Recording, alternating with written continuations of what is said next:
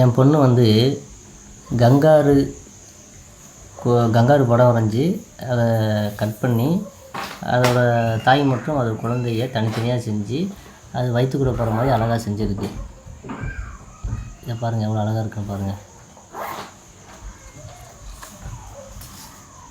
சூப்பராக இருக்கா?